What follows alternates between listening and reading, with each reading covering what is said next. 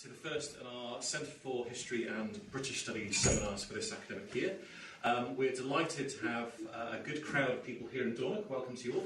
And also I'm hoping vast throngs of you from Birmingham to not quite Brasilia out there in video conference land. We can see a number of our internal VC join us by Jabba. I'm hoping the VC connection is also working. If we do have any technical problems, this session is being recorded and will be available on our YouTube channel later on. Righty-ho, so we are absolutely delighted to have Donald William Stewart join us. Donald William is a senior lecturer at Sabhal Ostaig, the Gaelic College, which is part of the University of Highlands in Ireland. Donald William is experts on history, literature and culture. It's the 17th century. It's a broad sweep of expertise, and we're very excited to hear what he's going to be talking about today. Most recently, he's been a senior researcher on the Carmichael Watson project at the University of Edinburgh, examining the work of the folklorist Alexander Carmichael. Today, as a historian of empire and its impact on the Highlands, I am very excited to hear today's paper, which is Traditionalising Empire, Imperial Commodities in Gaelic Popular Culture. Just before we go, just for those of you out on VC land, to turn off your microphones until we come to the question session, where of course you can turn it on and ask a question. So if you can turn them off for the moment, that'd be great, and we'll improve the sound quality for all. Fabulous. So without further ado, over to Domhnall. Thanks very much, and thanks for everybody for coming, both in the flesh and online. Very pleased to see some of you. At least I can see tops of heads, I can see desks, I can see some people waiting what they're going to hear about. I'm going to be talking about imperial trades, various commodities imported into Britain from the empire in increasing bulk from the 17th century onwards. Goods that first appeared as exotic curiosities, fashionable for a few generations, while they became household necessities. So I'll touch also upon indigenous substitutes for or replacements of these imperial trades, and towards the end I'll take a brief swerve into a non-imperial global commodity, the humble but vastly influential potato, and we'll end up by looking at what might be the biggest and most unexpected replacement of all at the very, very end of the talk. So 45 minutes, we've got luxury goods, stimulants, intoxicants, and we've got potatoes. So something for everybody here, and I hope we'll have some fun. I'd better begin with, as it's going to be on YouTube, I think I should start with an advert. You can't turn this off after 6 seconds. But I'm going to start with a big praise of a big book here, the big history book of 2016, Frank Trentman's substantial Empire of Things, How We Became a World of Consumers from the 15th century to the 21st. As you can see, this volume is something of a consumer item itself. I've been waiting on tenterhooks for this book for a good few years. I'm a big fan of Trentman's work, and it's literally a textbook example of how to take a subject, the growth of consumerism, and run with it. It goes far beyond just a mere enumeration of purchases. It asks all-important why questions, as well as the fundamental how questions, and in doing so, it fashions this novel interpretive framework that makes us re-examine our preconceptions. It gives us fresh perspectives on the development, the growth, the reorientation of modern dynamic ways of consumption, the acquisition, the flow, the use, and the disposal of things, of services, nowadays even emotions and experiences. Over the past 3 or 4 centuries, the marketplace has been entangled with our daily lives, with our most unthinking habits and routines, with the wider political environment, and with elementary conundrums and challenges posed to us by morality. It's a history of demand, broadly understood. It's a history of the global advance of goods. It's a history of the creation of a world of goods. And it's a history also which takes China and India seriously, which I think is very interesting for us. There's going to be a lot more studies like this over the next few decades. And also it takes things seriously as things, with the property thingness. That is, it's not just this desiccated inventory. You're not just reading about them, you actually get the feel of what things are like. And of course, here, very relevantly, it traces the impact of empire on material desires, comforts, and identity. So, all in all, it's a very good Christmas present for the historian.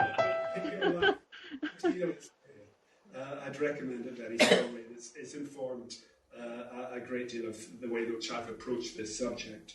Anyway, I first became interested in the subject of imperial trades and consumption from reading the late 17th century traveller and author from the Isle of Skye, Martin Martin. I was awarded a British Academy Fellowship to research his life and work a couple of years back. Martin's contemporaries. Now, Martin wrote the description of the Western Isles of Scotland, published in 1703. I'd better say that. But anyway, his contemporaries and many generations since, they've read, or rather misread, Martin's description of the Hebrides as being this portrait of an archaic, peripheral backwater, whose people were mired in primitive superstitions. And Martin was concentrating upon the curious information, bizarre customs, otherworldly beliefs to spice up his narrative, to attract a metropolitan London readership. However, in so doing, his audience tended to miss Martin's depiction of a world undergoing a dynamic and surprisingly swift socio-economic and cultural transformation, as the region was influenced by and absorbed into frameworks and networks stretching far beyond the frontiers of the Scottish Gaeltacht. Martin remarks in passing on tobacco, on nutmeg. He makes brief notes on subjects such as sugar loaves in North Uist, where the atmosphere was so moist that these loaves were in danger of dissolving unless appropriate precautions were taken. Such comments remind us that these networks were not only national, but international in scope. By the end of the 17th century, the Scottish Highlands were exposed to and participating in global imperial flows of capital and trade. Flows which affected not just the clan elite and gentry, but they were felt throughout the social structure.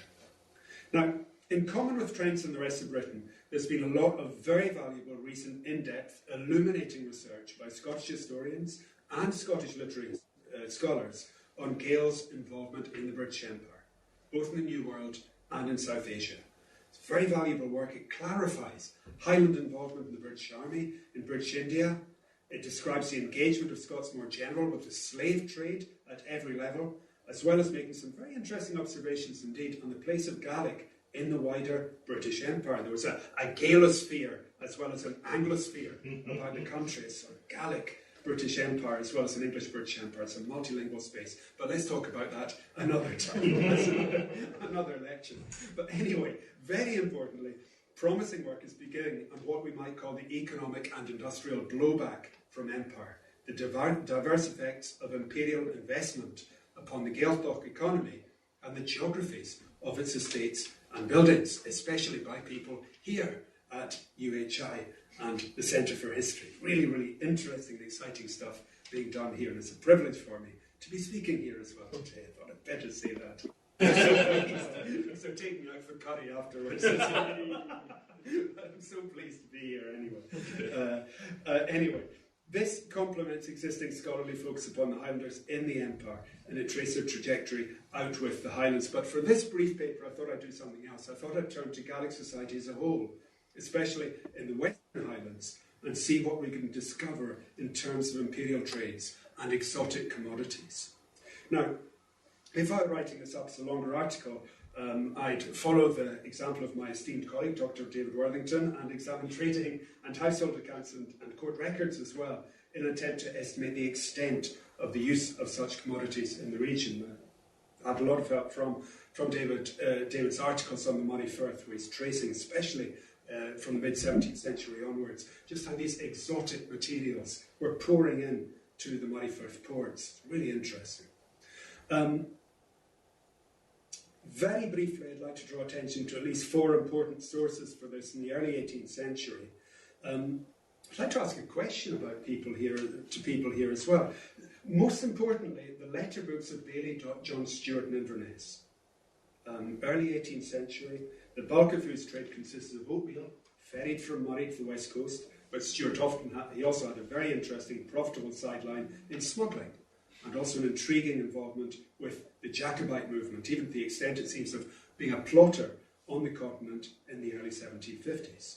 Now, we've got a 1905 Scottish history selection of these books, edited by William Mackay, and that's absolutely fundamental. Everybody draws on it. But the big question is, where's the additional 90% of correspondence omitted from this book? David's laughing here, and I hope he's got an answer for me. Because I don't. Think what it is. Mackay tells us that the correspondence was in the muniments of the Hay Newtons of East Lothian. But looking at the internet, you see the family line petering out in the 1960s. There is a fantastic PhD waiting to be done on these letter books, if we can find where, in an attic somewhere. But please, for heaven's sake, if you know where the muniments of the Hay Newtons are, let us know, and we can see what we can do with them. So Baillie John Stewart's letter books from the first half of the 18th century. Again, I'd recommend, I should have brought this book in as well, Charles Hunter's study on the tobacco trade in Western Argyllshire, which I'll return to later. These were loyalists, they were Whigs, not Jacobites, Campbells, but very heavily involved in the smuggling trade. And Hunter's work is exceptionally valuable because of its use of the Ardchatton archives, private archives near Oban. And through this, he traces the fortunes of the tobacco mill at Inverestrigan on Loch Etive, with the workforce fueled by local whisky from the 1730s onwards. Really, really interesting stuff. Finally, we've got papers of the trader Roderick MacLeod dating from the mid-1720s in the Mitchell Library, and we've got a number of fascinating volumes, mainly evidence concerning sequestrations, now detached from the original court processes, classified in the Court of Session Papers CS96 in the National Records of Scotland, as we are to call them now. There's lots of log books, there's account books, wonderful stuff in there as well, which really needs to be trawled through.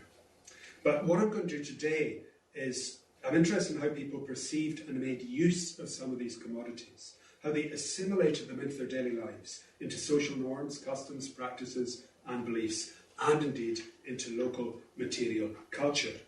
Sometimes they adapted already existing indigenous practices, at other times they imported practices strikingly similar to those elsewhere in the country. So my focus here is not just on consumption per se, but following Trentman's example, looking at how commodities could be a source of creativity and meaning to consumers in the Gaeltacht just as much as in the rest of Britain.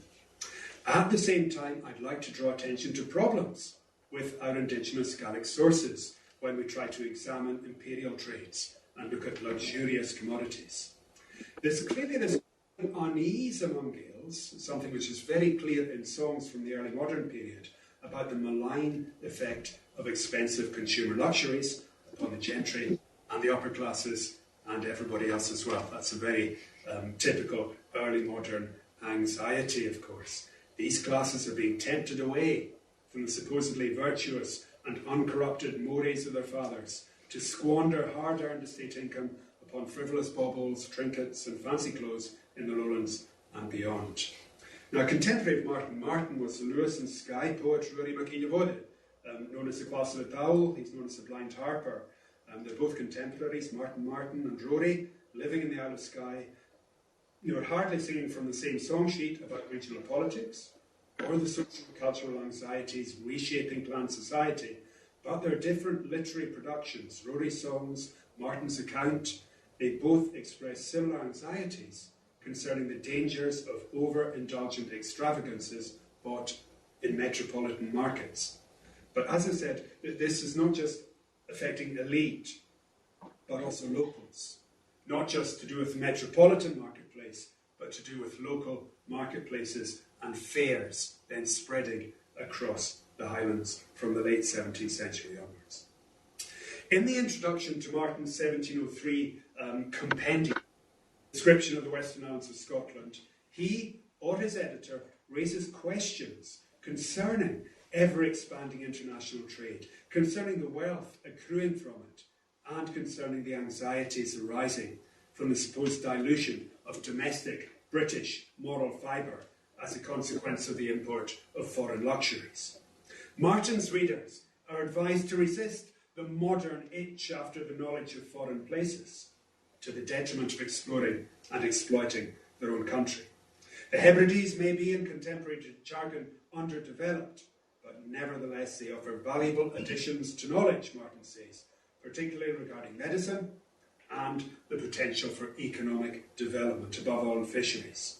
Also, they supply a whole series of curious and intriguing observations, especially regarding the second sight. Martin suggests that the very remoteness of the Hebrides from metropolitan culture, with its novelty, progress, fashions, learning and luxury, has allowed its inhabitants to attain a better understanding, through observation and through experiment over the generations, of the Book of Nature and its divinely ordained healing powers. Martin leads us to believe that islanders eschew exotic luxuries. For example, he tells us that newborn infants in the Hebrides are only given fresh butter. They taste neither sugar nor cinnamon, nor have they any daily allowance of sack bestowed on them, wine, as the custom is elsewhere. So I thought I'd better wheel out an anonymous Gaelic poem, which I last tried 20 years ago, and according to somebody who reviewed the conference, I said it made the audience's hearts sink when I started giving it. So here we go. It's from 1694, the same time as Martin was beginning his career as a Hebridean ethnographer. The poem is the Gaelic counterpart of Lowland poems, which is fairs at this time. Fairs, of course, being as much venues for sport and for pleasure as for trade and commerce. So it's Out on the Gate for Strie, the song about, I should say, the Poetry Fair, 1694. And the first, it begins, Guruvak Muchud Salash Volahanbi, Vonche, for Strie, Nachakas, Ian Claudian, no Banchion Nikoi, Shahias, Ach Loch the Streper and Lachbein, like be Trub, Ech, a Tragage, Skamaf, Sporsal of Feicha, Broken, Artem, and Kassan, Guskrieb. So let's go into the English translation here. I'm not happy since I came the day before yesterday to portray. MacLeod's daughter wasn't seen down there, or Lady MacDonald. But the people, wearing fine cloth with brown with dun-coloured stripes, like a troop of horses on Leith Shore, sporting on the green, taking strides around with high boots about their legs. So this is portrayed in 1694. That was a sportive group, very impatient, gathered down there. The tweed would be enough for them, or used to be enough for them, as long as you'd live in the land. That and a tartan plaid and a belt of cow leather about their backside. The people who were brought up on dried grain and cratan, and they'd be grinding it under Lochaber quernstones. That was their style.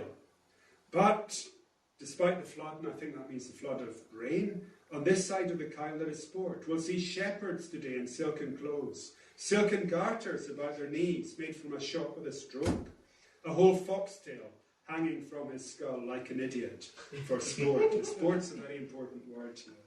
Many a dun-coloured pedlar comes to us with a useless pack, horns of tobacco and the grey bags on their back, little wooden boards falling about their armpits, stuff, in other words, fine cloth, and hemp strings cutting their throats in the wind. So there's lots of material culture here. The poem goes on and on and on. It's made by somebody who's really, really annoyed about portrait fair in 1694. We see material culture, we see cultural, social, and aesthetic hybridity, giving rise to a moral panic, we might say. Heavily loaded use of the word spores and sporsal, the word sport, sporting, playing, frisking, a word which clearly enjoyed contemporary resonance. It was like oper, work, sort of double-edged in Gaelic poetry at this time. Or indeed the word fashion, which first appears during the 1690s in Gaelic poetry. You know, there's lots of new things happening, there's innovations, novelties coming in. And I'd like to return to the question of youth culture towards the end of this paper as well. So that's one view of what's going on in Skye, quite different from Martin's picture in his account. The song offers, if you like, a salutary corrective to Martin's account, and there are many other songs like it as well, just as there are many other there are many other inventories which give us a quite different account of what people in Skye were actually buying at this time. So even in Martin's book, however, here and there we glimpse another reality. Island economies already saturated with foreign and imperial trades. Martin didn't need to travel to London to see the operation of an imperial colony, or a consumerate society. Already by the end of the 17th century, the use of snuff is clearly widespread throughout the Hebrides. Lewis men, Martin tells us, will tug at the oar all day long upon bread and water and a snush of tobacco. An ancient woman of about 60, in Harris, he tells us, recovered her hearing with the powder. Even the people of the remote island of Barra love it mightily.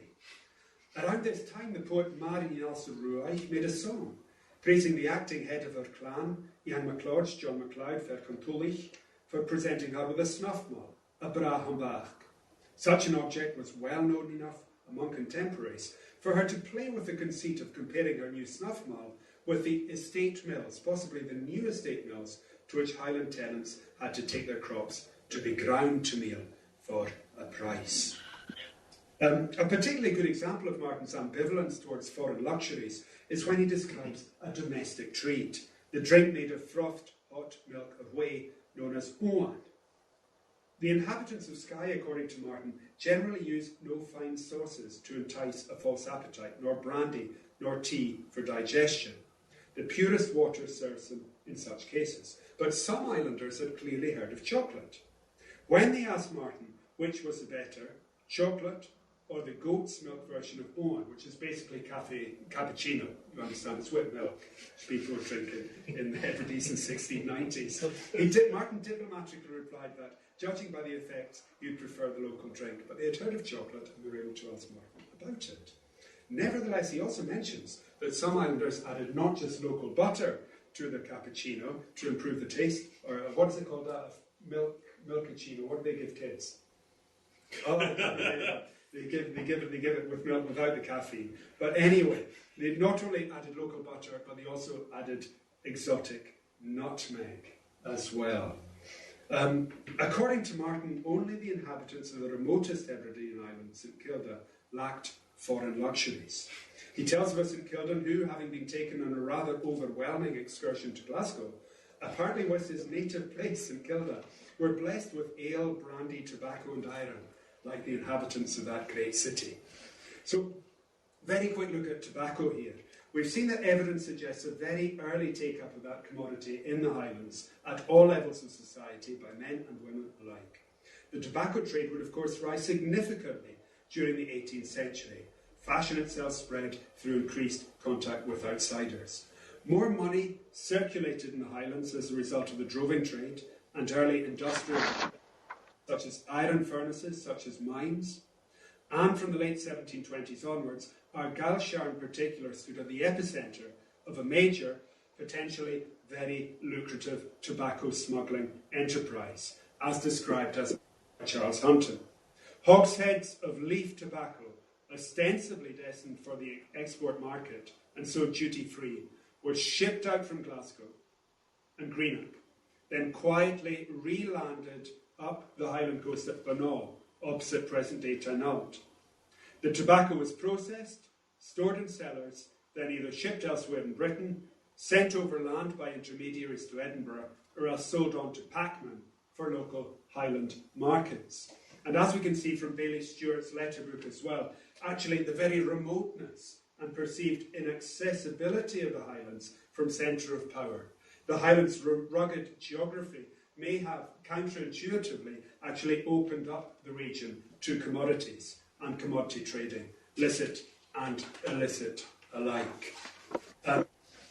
By the 19th century, just as it was in the rest of Europe, taking snuff was a habit associated mainly with old women, pipe smoking having been taken over for men. An anecdote in the MacLachlan manuscripts from the 1890s, folklore manuscripts, describes a man alone at night in a shieling in North Uist, in a summer house. A large wet cat came in, soaked through, and the cat says to the man, "Horgon snusha, give me snuff." When he gives the cat snuff, it promptly turns into a woman, an old woman.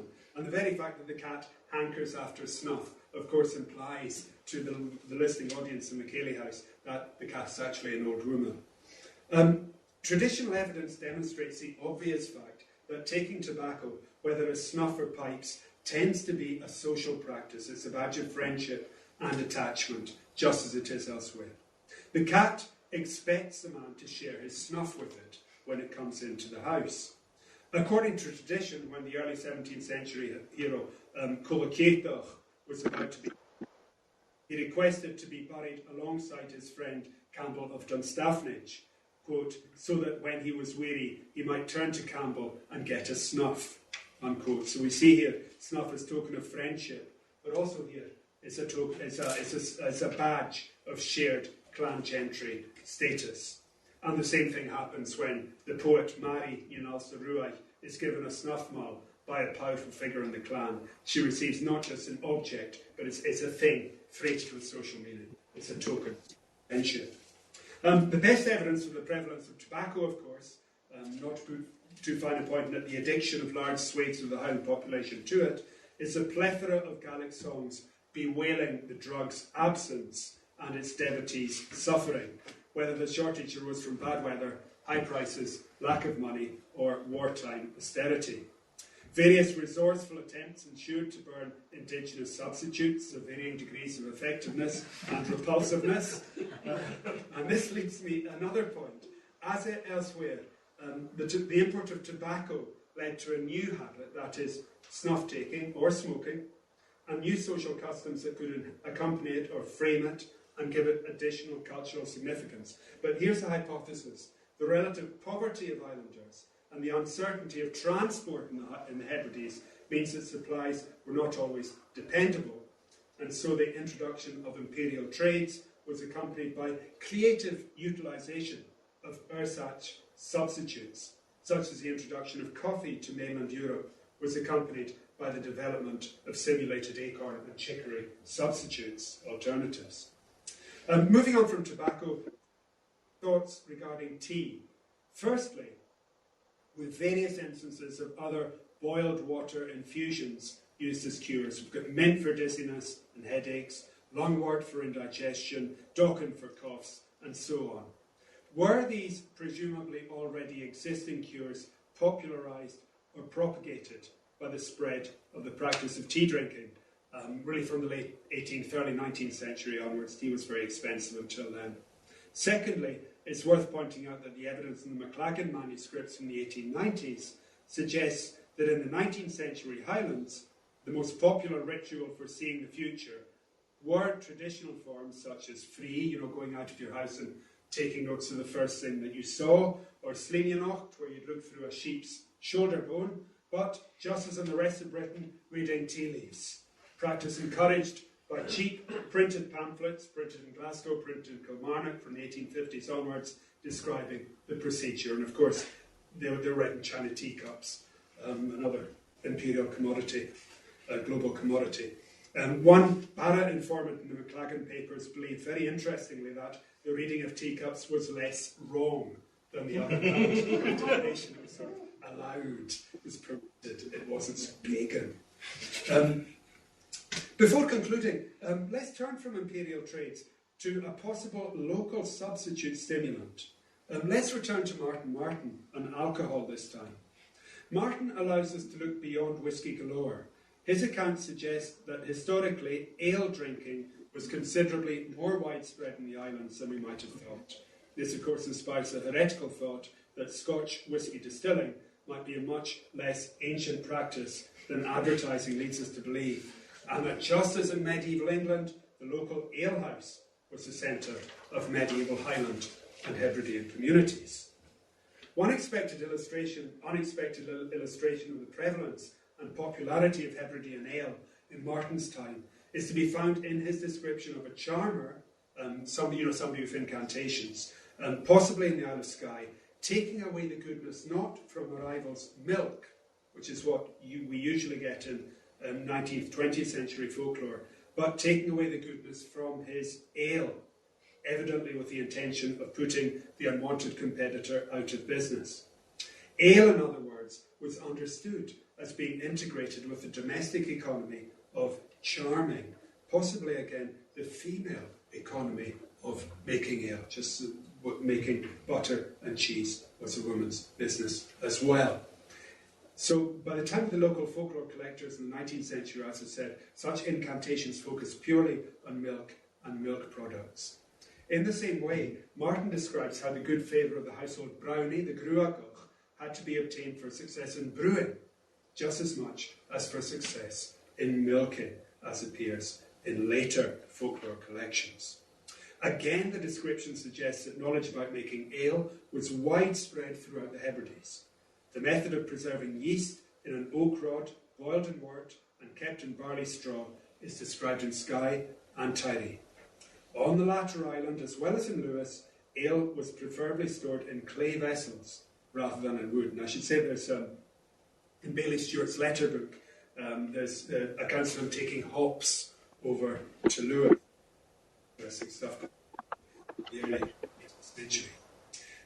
So these clay vessels, which I was talking about in Tiree and Lewis, they were clearly more than mere bottles. Tiree examples carried apparently as much as 12 gallons of the stuff. It's probable that the 3 ale houses in Tiree catered as much for visiting sailors as for locals, Tiree lying athwart the main shipping lanes up and down the west coast. This might also be implied by the fact that Martin's landlord in Tiree, the landlord whom he stayed with when he was in Tiree, knew a number of stratagems to produce a stronger and livelier brew for thirsty visitors. Further evidence for the widespread knowledge of ale-making in some islands at least is suggested by the fact that every family in Ness in Lewis was expected to brew a peck of malt for the Hallowtide ceremony, in which a cup of ale was poured into the sea for Shawnee, in order to encourage a good harvest of seaweed the following year.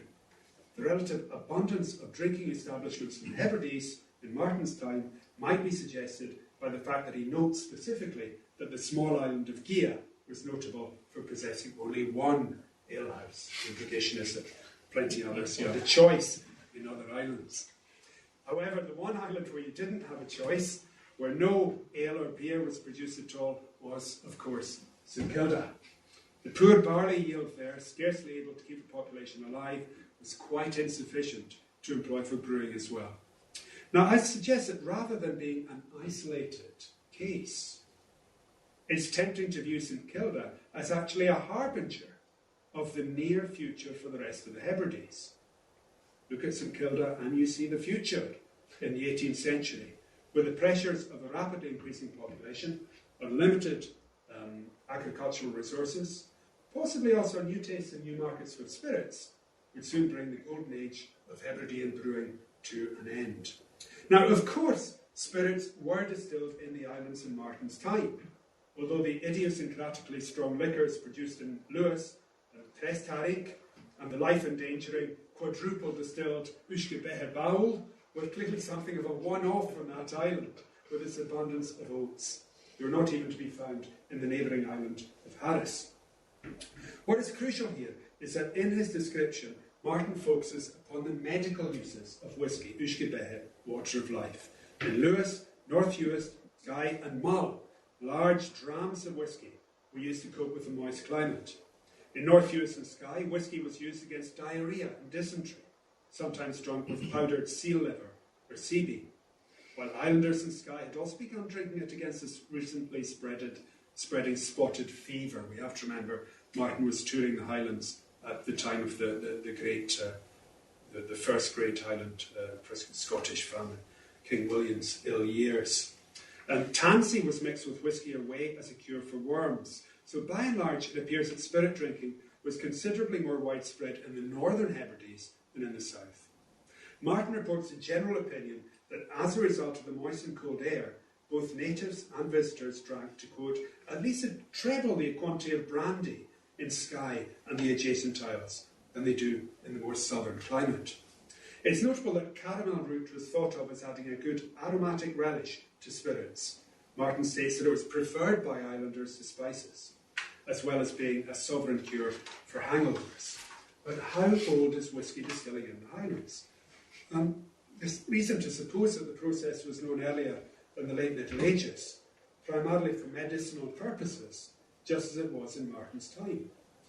I suspect that recreational drinking of whisky is emphatically an early modern phenomenon.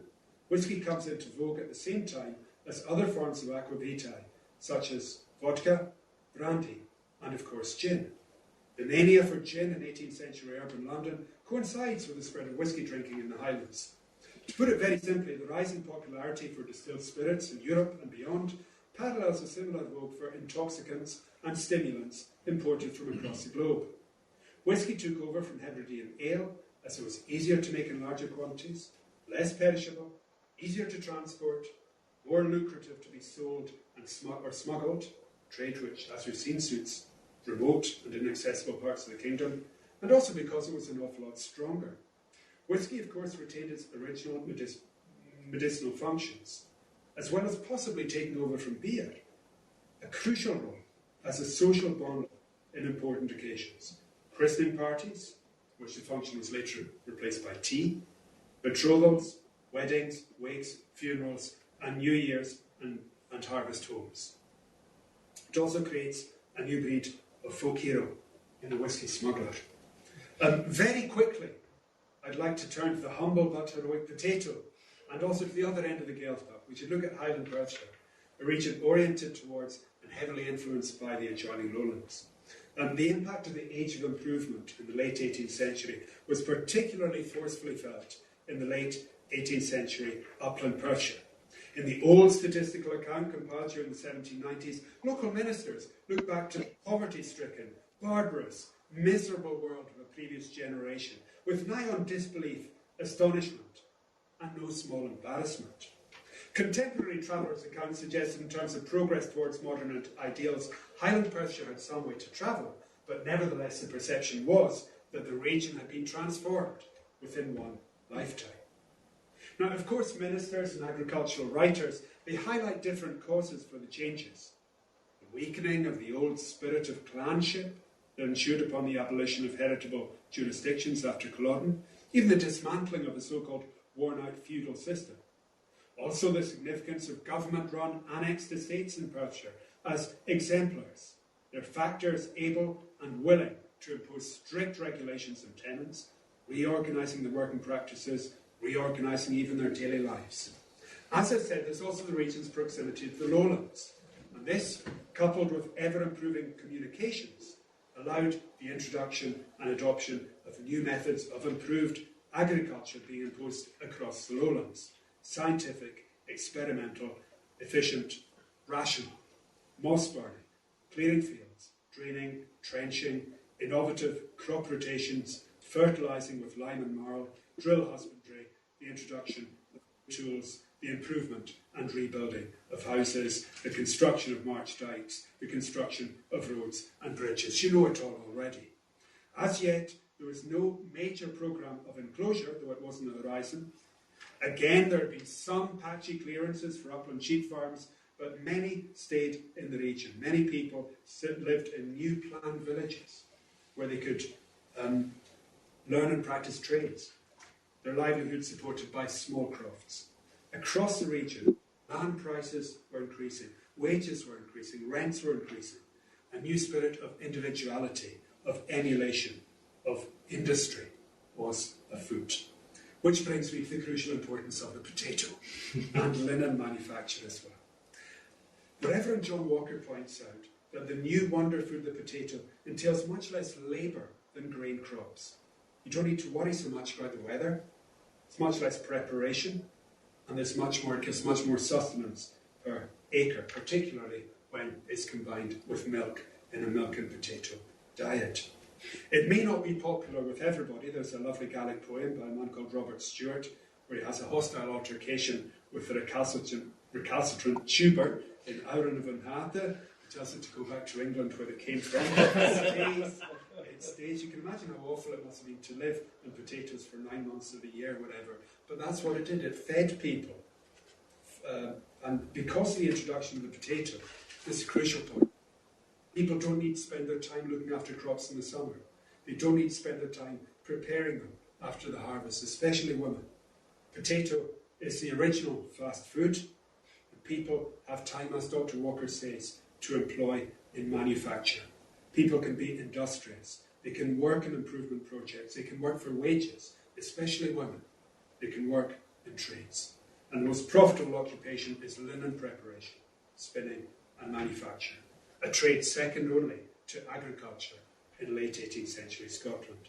So we've got this demand for linen yarn in Scotland, Ireland and England in the 1740s, and this means that the manufacture of linen disseminates from lowland Perthshire to the Highlands. Prepared flax was put out to these districts. It was spun by women into cups of yarn and collected by agents or sold at local fairs. This work didn't require much capital investment, and it could be carried out at home, in between other tasks, making it ideal for married women, for mothers, and for maidservants. And there's all these excerpts from the old statistical account in particular, illustrating just how lucrative the industry was for Highland Perthshire. And again, there are lots of contemporary songs from the region. One I love in particular, it's a song which explains how the tenantry of the village of Moorlachan on Rannochside coped with a major rent rise in 1786. So we hear all the complaints from the neighbours. It's a really wonderful poem. And then we hear the hero of the poem, Alistair Mogul, Alistair, my love. He advocates the adoption of improved agriculture, the introduction of potatoes and linen spinning. It's a great poem. Another poem, Angus Campbell, in his Campbell, he praises the industrious girls, the Griable, they're industrious, striving to see who will rise the earliest to begin spinning out at the shieling in summer. There's a lovely dialogue song between husband and wife, taking us into the household, showing how the need for her to do the boring, uncomfortable work of spinning yarn is causing ructions in their marriage, and suggests how the balance of power, of duties and expectations between the sexes changed when women became wage earners.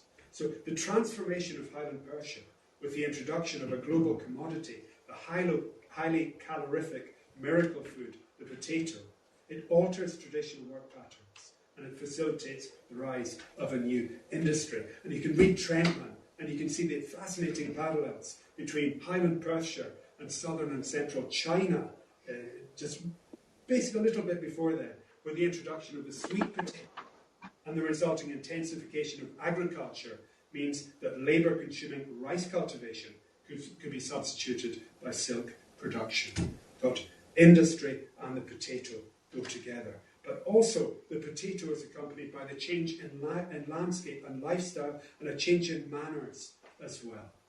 We've got the waning in the spirit of clanship, decline in masculine aggression, described by Reverend Patrick Stewart of Cullen as turbulence. There's much less turbulence among the people during this period. At the same time, the people of Highland Perthshire were rejecting traditional Highland dress. Women and young people in particular had the money and they had the example to adopt another imperial commodity, that is fashionable light cotton garments, easily washed and therefore promoting cleanliness. Unlike their fellow Gaels further north, Perthshire Gaels didn't suffer the itch. They didn't itch. Again and again in songs from Gaelic Perthshire during this period, close attention is paid to clothing as an attribute to be celebrated.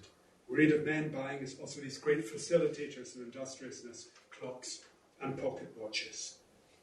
Of course, it's important to note that these new fashions, these new ways of behaviour, new pastimes, were adopted by young people first and foremost.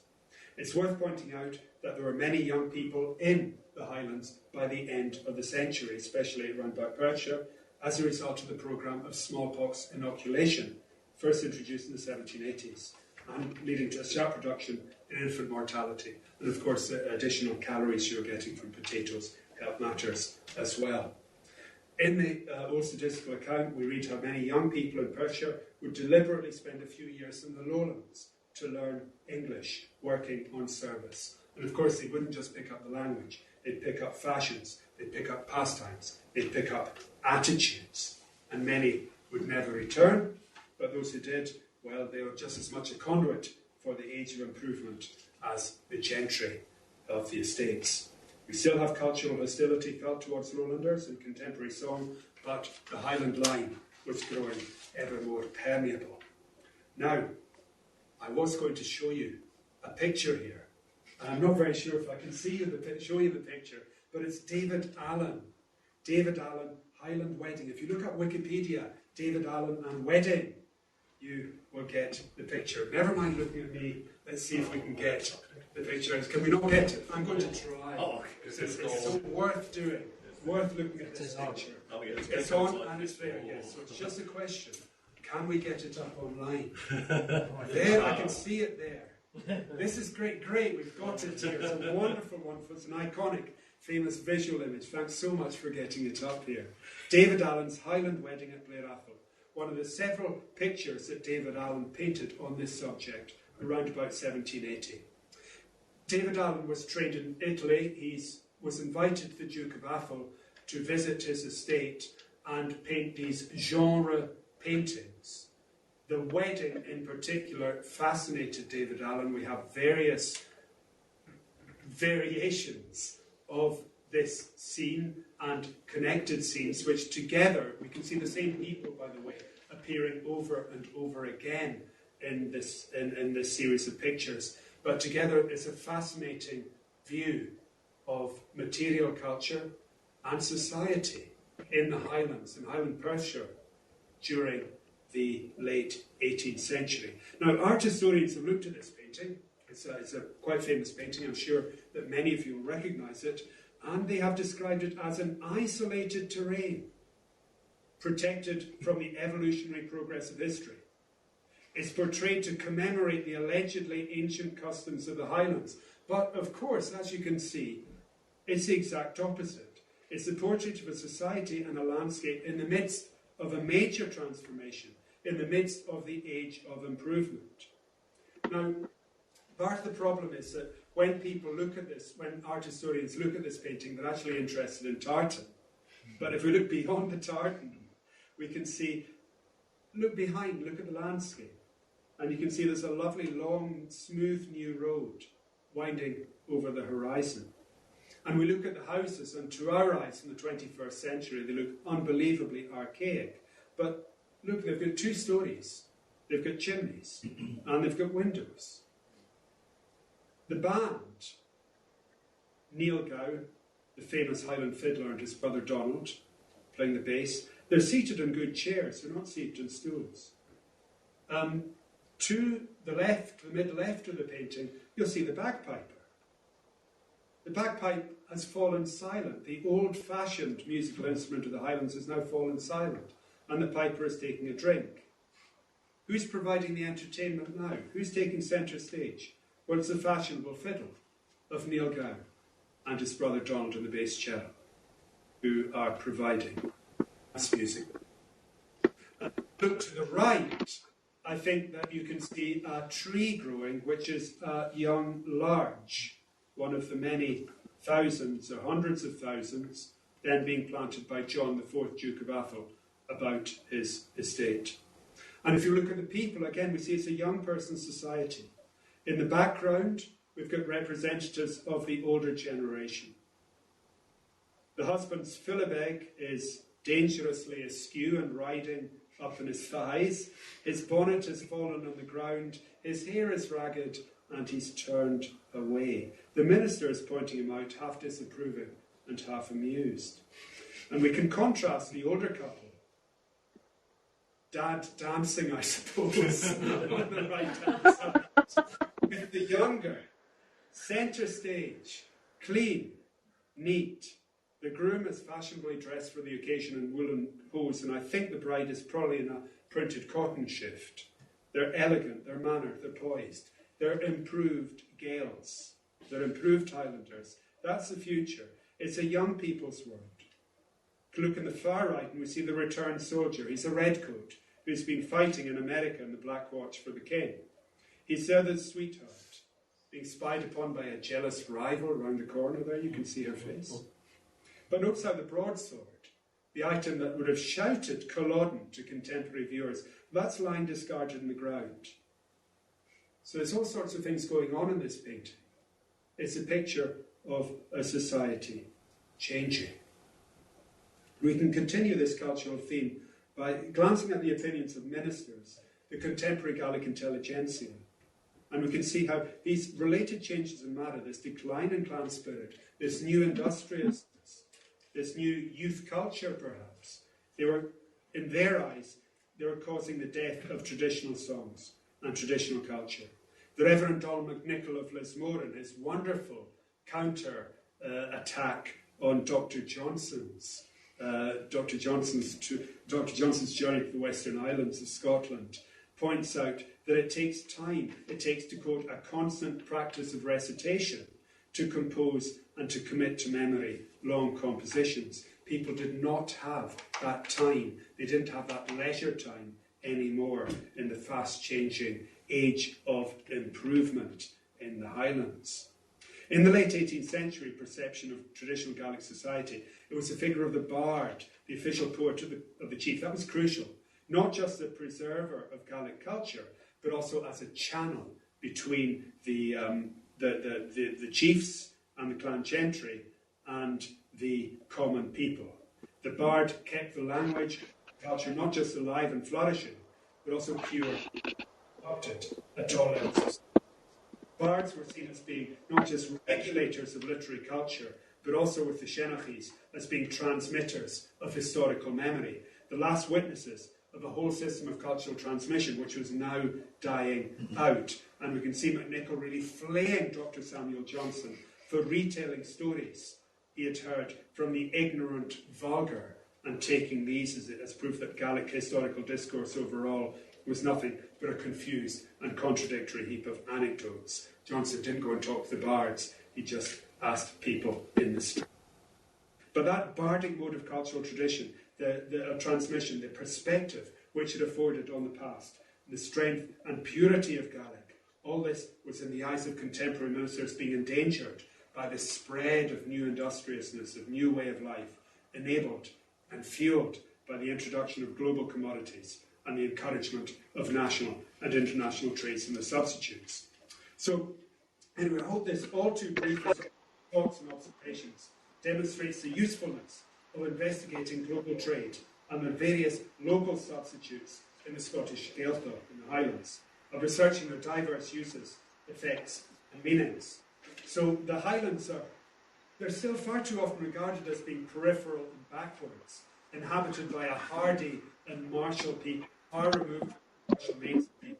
And it has to be said, this perspective is borne out in a lot of contemporary Gaelic song. You've got to look in the more obscure corners of the Gaelic literary canon to find some evidence, if you like. Again, predominant historical perspectives in the Highlands, they're informed by traditional communitarianism. Gaeldom is viewed through the lens of an often idealised communal society, rather than being made up of as individuals. What I'm trying to show here is that there is an opening for a history of consumption in the Highlands beyond the stylised, generic perspectives of much early modern Gaelic poetry and popular Highland history. There's an indigenous history of material culture to be written, which focuses not just on traditional tools and traditional way of life, but also on commercialism, on comfort, on the desire for luxuries and curiosities. And this would stress the diverse ways over the past 4 centuries in which Gaelic society has adopted once exotic imperial trades. It's imported outside stimulants and intoxicants, and it's compensated for their absence with indigenous substitutes, and also it's added one world-famous intoxicant of our own to the mix. These erstwhile exotic commodities were swiftly, but often ambivalently, assimilated to local customs and belief systems, as well as being a vehicle for importing similar practices from the rest of Britain. Such a history would stress local agency, adaptability, cultural flexibility, internal diversity, and engagement with global trade at all levels of society. It would also make us reassess our ideas about the traditionality of many Gaelic traditional customs and beliefs. There's an awful lot more research to be done on the subject, and that includes the potato. Finally, a postscript. As the Lewisman, I cannot but mention that the reason why there are so many of my kind left in the island today is because of the charitable works and improvement schemes paid for by the new landowner of Lewis in the late 1840s and early 1850s, none other than Sir James Matheson, one of the major players in and shapers of the greatest international trade of the first half of the 19th century, that is the Opium Triangle between Britain, India and China. The reason why we have so many Lewis people alive today is directly due to the fact that the island was kept afloat, as it were, with a fortune made from opium. If, as has been suggested, the Scottish Gaelic language draws much of its strength from the thousands of people speaking it in Lewis, then the continuing survival of the language and culture of the Highlands itself may well be indebted to that most lucrative of imperial trades, the 19th century opium business. So thanks very much.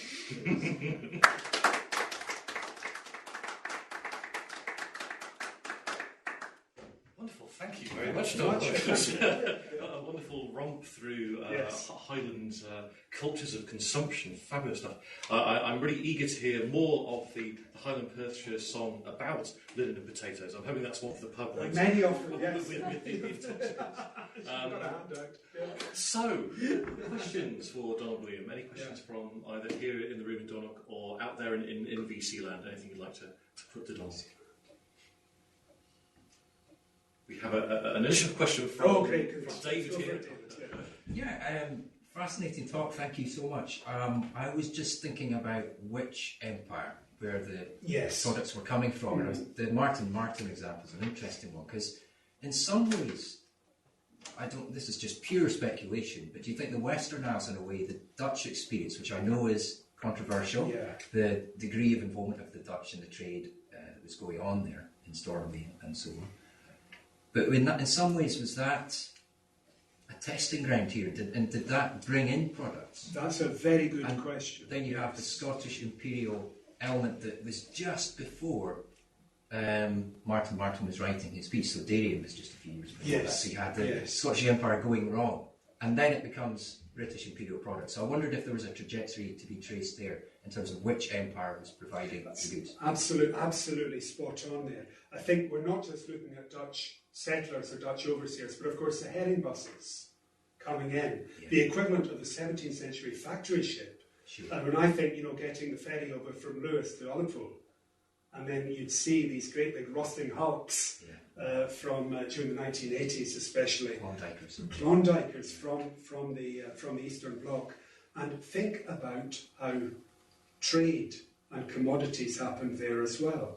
How people from Russia would sell vodka and stuff, which they had taken over with them, and at the same time would load up the ships with white goods to sell back to Russia at the same time. There's much more going on than just the sale of herring.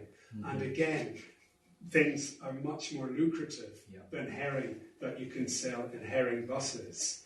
I'm wondering if it might be the case that Shetland might also be a good place to look at, given the plethora of herring buses that would visit and stay over the summer in there. And I think maybe in terms of other fish products, salmon and cod also. I mean, I don't believe they limited it to herring at all, but I think there was so much indigenous knowledge of those industries, and it's part of that British Fisheries Society propaganda, in a sense, to say, oh no, they've never done any of this before, they don't know anything about it. We have to introduce it, that's part of improvement. But it's quite a long journey from Martin to that, in a way. It's 80 years. And again, you can see in rent books and contemporary accounts just how important salmon was to the Highland economy. It's something which has been overlooked, but even a very good example, Valliscollian monasteries such as Uilleam and Chatham that I mentioned earlier on, they are there for a reason, and it's the salmon trade is the main reason. These monks have rights to the salmon in these areas. They wouldn't have rights to them unless there was a lot of money to be made out of them. And just finally, I totally agree with your point about Baillie John Stewart, and that's a bridge, in a sense, between those two chronologies, those two periods as well, because we don't have that many sources because of Jacobitism. People assume that the Gallic economy in the 1720s and 30s was fairly moribund. Well, why should it be? I've got a paper to give on that as well sometime. Before we quickly go off salmon, remember that you can tan salmon skins as well as eat the salmon. So there's you can bind your knives with nice salmon dirk handles and things like that. So there's the usefulness of the salmon is another Highland commodity which should be looked at beyond cows. Nothing more important than Cool. Any Any other questions? Any questions from out? Yes, we have a hand raised. I see a hand from Inverness. Hi, Uilleam, here. Hi. I've got sort of 2 points and two questions. Since I'm doing it at a distance, I'll do them all at once. One was a point of information that maybe the guys there will have told you about, or were going to tell you about a student, a PhD student at the moment, who's doing a project on flax and linen. Yes. Strasse. You know about that, Maureen? Yes, I do know about that very much, yes.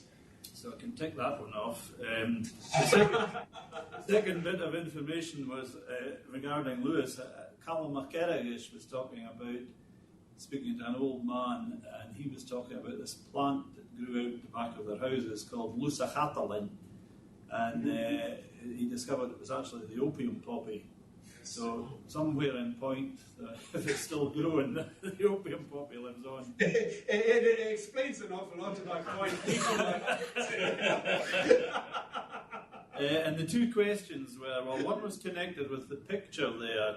And as you know, in Gaelic poetry, there are two words that appear quite a lot in relation to women. And one is the word breich, which was what married women wore. Yes. And I was wondering, is that a good example of a breich that the woman at the back had, the white thing before mutches and other things came in? Yes. And the girl at the front, was she wearing a steam? She was wearing a steam. A steam, yeah. Yes, I use that with my students to show the difference between a breich and a steam. And then, of course, Ian, as you'll know better than I do, the amount of Gaelic songs which praises a woman's hair. And it's a very sexual, erotic thing to let down your hair, unbound, if you live in a society where every woman binds their hair, either in a mutch or a steam. You know, so it really brings home to you what a powerful symbol this is when you're talking about her locks and her curls falling down her back. I'm getting quite hot thinking about it. Moving swiftly on then to my last point. About tea, and obviously tea came in, with the empire and so forth. But both in Glasgow and London, they had coffee houses before they had tea houses. Where did that coffee come from in the earlier part of the 1600s? The earlier part of the 1600s, it doesn't arrive, you don't get coffee houses. Oxford, I think, is the first one in 1685. Now, I don't know about Glasgow and Edinburgh coffee houses that much. I presume, I'm looking at my esteemed colleagues at the Centre for History here, that they did indeed exist. Of course they must have existed. But coffee comes in really in the early 18th century. And of course we have to remember that the coffee which they drank nowadays would be classed as absolutely revolting by us nowadays, very bitter. And not at all, coffee had to go through a number of, it's like Doctor Who, go through a number of reincarnations before it arrives at the Tom Baker that we all know and love. It takes a while before it's actually appealing. But no, it's later, I think. The question, I mean, coffee does appear in Murray Firth? It does appear there, yes. So it's coming to Inverness at least by the 1680s. I always think the early coffee houses are so strongly associated with the Glorious Revolution. As a Hanoverian statement at that time, because it's just coming in. Yes. So it's so fashionable at the point of 1688, 89. But I don't know about it in Scotland. I don't know the first dates for coffee drinking. Presumably it's the 1690s. Yeah, and of course it's not just a question of having your coffee house. You've got to have all the utensils and stuff connected with it. You've got to have the rituals, people that know how to do the rituals. So it's a complicated and interesting. Did it come maybe from Greece, Turkey? Turkey originally. So it's and it was started by a Jewish entrepreneur in Oxford. It's the first one. I think it might have come back from the Turkish wars at that time, the late 1680s and early 1690s. That would be one possibility, but maybe infantries reveal the utensils. Infantries would help, and of course we have to think about the vogue for all things Turkish from the late 16th century onwards, which is being surveyed in a book which was recently reviewed in the London Review of Books, which looks very interesting indeed, that the two cultures were supposed to have a clash of cultures, but in reality two have been intertwined for many hundreds of years. And the one thing which I'd say is that not only were they growing opium, but they were certainly growing tobacco in Lewis during the 19th century anyway, or at least they were trying to grow tobacco as well. And you get various places, I think, in the Highlands, which were known as places where people at least tried to grow tobacco during that time. So they're trying to grow it themselves. My father tried to grow it, but it didn't work. I was away. Sorry, tell us the story. He tried to grow it. I tried to grow it in Ranach, but not the right climate. Too short. I was away in Skye earlier on this year, and when I came back, the people had taken over our allotment for us. They were growing flax there, so as an experiment. So they've huckled it and they've combed it, and it's a very, very interesting thing. There's an entire Gaelic vocabulary connected with flax as well, which is worth looking at. We've got another Inverness question, if we may. All right. Hello, it's Izzy McPhail here. How are you doing? Hello.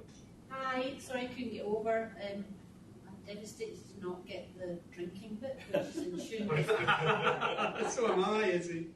I'm clearly drinking Inverness, but I'm not familiar with how they do it.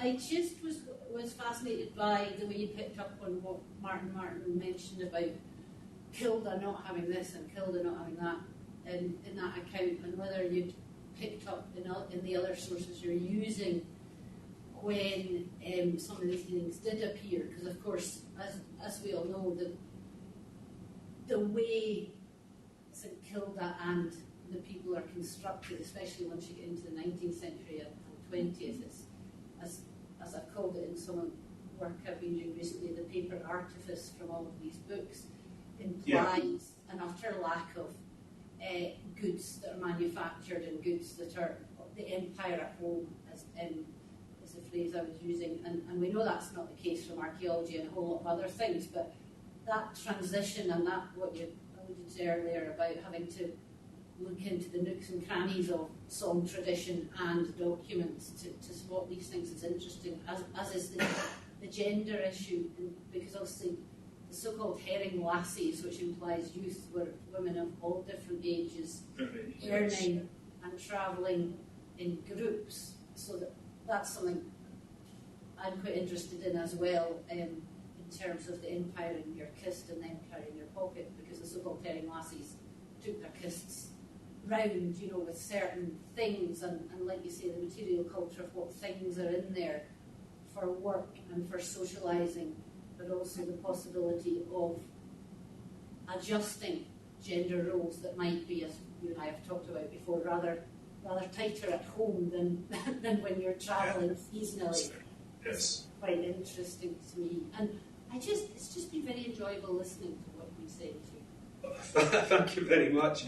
I'd say, that makes me think, Izzy, when you're talking about that, just as when you're looking at folklore and tradition, just how quickly custom becomes normalised and therefore not worth writing about. Yeah. You catch it very quickly, when it's coming in first, and then after that, it just becomes normal. On the other hand, if people turn their backs on customs, how quickly it's forgotten about as well. When you look at, for instance, saints' days being celebrated in very strongly Protestant areas now, it's totally forgotten. People have forgotten that these things ever took place, but of course they did. Normalising St Kilda as well. I think in recent historiography of St Kilda, there's been very valuable work done in normalising St Kilda as being a part of the MacLeod estate in general. It's part of the MacLeod estate, it functions within the estate. At the same time, No, St Kilda is weird. It is a deeply weird place. It is isolated from the rest of the world for 9 months of the year. They live in seabirds, so they don't have the same they don't have the same famine and hunger issues immediately, at any rate, as the rest of the world does in the 1690s. And they are looked upon by people from outside St Kilda as being weird as well. The thing is that you can find a framework for analysing them if you compare them with much more interesting islands, such as Mingulay or North Rona, which have got the same relationship to, if you like, the factor or the chief, as St Kilda does to the steward of St Kilda who lives in Pabby and takes all his household and the poorest people in the island out for a summer holiday to St Kilda every year, and they live off the poor St Kildans. You see McNeill doing this, the chief of Barra doing this in Mingulay at the same time, and you also see the head of the Morrisons in Ness doing this with North Rona. And there's weird things going on, like they have the right to marry, not to marry individual women, but to marry couples. They have the right to do this in North Rona, in St Kilda, and in Mingulay as well. They have the right to choose spouses for islanders. So there's all sorts of interesting parallels between these islands. So I think you can take normalising St Kilda far enough, but you can take it too far. It's not normal. It's a weird place. The other thing in that story that's just in terms of forgetting rather than remembering, of course, is that after the smallpox in Kilda, it's Herrichs and Skeenichs that are actually the tenants. So the whole thing of it's the St Kildans that are weird. Yeah. But Izzy, do you think it might always have been like that? It might always have taken Herrichs out. You know, the poor Herrich. Like you're going to St Kilda, mate. Yeah. Yes, because what gets forgotten in all of that, of course, is that it's a tenanted system of agriculture, the same as everything else, and then it's crofts in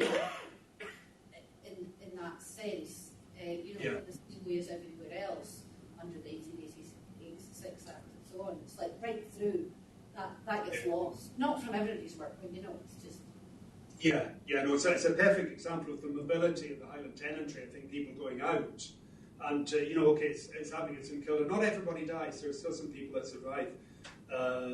Some men and boys survive in St Kilda, but there is, a lot of people are taken out. But again, this must have happened in many peripheral, marginal townships during this period in the 1690s and afterwards in the 18th century, when things start getting rough. People would leave, and then people would come back. To finish with, I'd say one thing, getting from I.F. Grant's fantastic Highland Folk Ways. There's just one mention which he says in the Highland cottages which I visited. Very often, a souvenir of empire, such as an ostrich egg, is proudly displayed on the mantelpiece. So she's going to all these cottages, but of course she's looking for the traditional tools, and she's trying to ignore, the ostrich egg on the mantelpiece. But we have to put the two things together to get a clear picture of what society was actually like for our forebears.